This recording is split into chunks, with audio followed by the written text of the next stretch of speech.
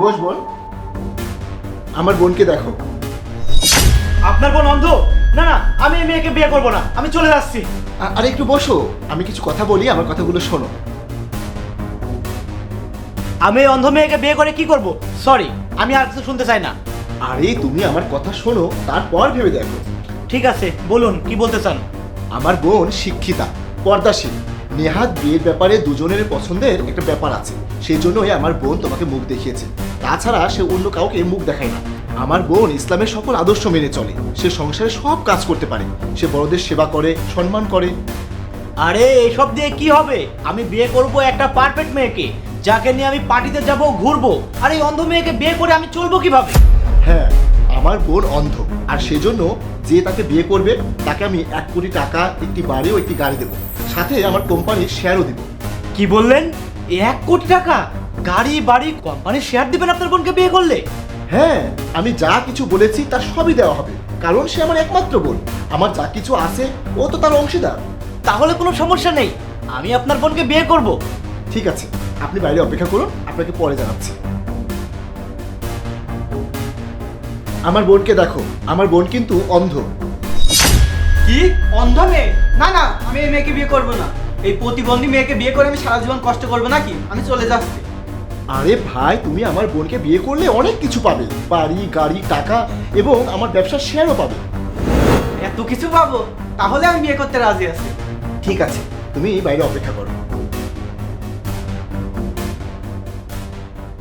আমার বোনকে দেখেছো? আমার বোন। আপনারা কিছু বলার আগে আমি ওনাকে কিছু প্রশ্ন করতে চাই। আমার প্রশ্নের উত্তর পেলে আমি আপনাদের কথা শুনবো। হ্যাঁ বলুন, আপনার আর কি জানার আছে? আপনাকে হিজাব পরা দেখে আমার সত্যি খুব ভালো লাগছে। আপনি কি সবসময় এভাবে পর্দা করেন? জি, আমি সবসময় পর্দা করি। আমি ইসলামের আদর্শ মোতাবেক চলি। আমি আমার স্বামী ছাড়া আর কাউকে আমার মুখ দেখাবো না। আমি 5 ওয়াক্ত নামাজ পড়ি। আমি গরিব ঘরের ছেলে। আমার মা বাবা আছেন, তারা বৃদ্ধ হয়ে গেছে। আমার সংসারে ছোট ভাই ও বোন আছে। আপনি তাদের নিয়ে কি সংসার করতে পারবেন? আমি সংসারে যাবতীয় সব কাজই করতে পারি। আমি আমার সাধ্যমতো চেষ্টা করবো শ্বশুর শাশুড়ির সেবা করার। ছোট ভাই বোনদের নিজের ভাই বোন মনে করে খেয়াল রাখবো এবং সবাইকে ইসলামী শরিয়া মোতাবেক চলতে বলবো। আপনার কথা শুনে খুব ভালো লাগলো। আপনাকে আমার ভালো মেয়ে বলে মনে হচ্ছে। কিন্তু আপনি আগে আমার ভাইয়ার কথা শুনুন, তারপর আমাকে বিয়ে করতে পারবেন কিনা ভেবে দেখুন। হ্যাঁ ভাই, আমার বোনের একটা সমস্যা আছে। আমার বোন কিন্তু অন্ধ, কিন্তু আমার বোনকে বিয়ে করলে বাড়ি, গাড়ি, টাকা এবং আমার ব্যবসার শেয়ার দেওয়া হবে। আপনি অন্ধ, তাতে সমস্যা কি? আমি তো আপনাকে দিয়ে চাকরি করাবো না। আপনি তো বাড়িতেই থাকবেন। আপনি যা বলেছেন প্রকৃতপক্ষে যদি সেটাই হয়ে থাকে, তাহলে আমি আপনাকে বিয়ে করতে রাজি। আমি একজন আদর্শ স্ত্রী চাই। আমি চাই সে গুণবতী হোক। আমার আর কিছু চাই না। আমি একটা ভালো মেয়েকে জীবন সঙ্গিনী হিসেবে পেলেই খুশি।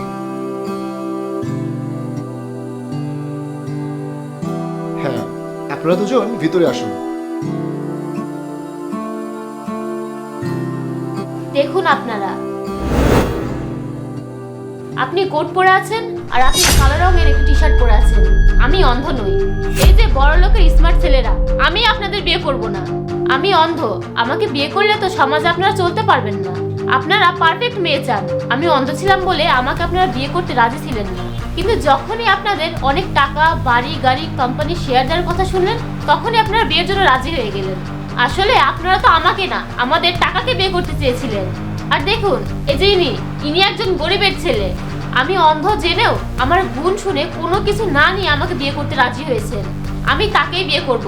আপনারা এখান থেকে চলে যান। ভাইয়া, তুমি এই ছেলের সাথে আমার বিয়ের ব্যবস্থা করো। আলহামদুলিল্লাহ বোন,